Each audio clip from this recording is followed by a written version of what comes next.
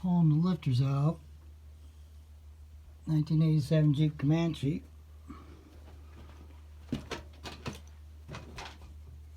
I bought the lifter tool, but this tightener to spread it inside the lifter is clear down in the engine block. So I took a piece of 1/2-inch conduit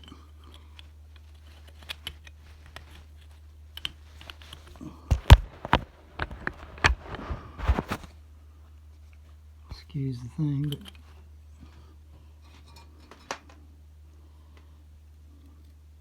it slides onto the wrench flats. Then I was able to hold it and tighten it from up above.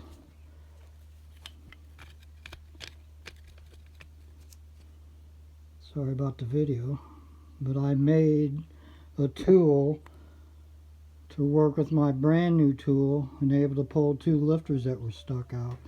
I got it.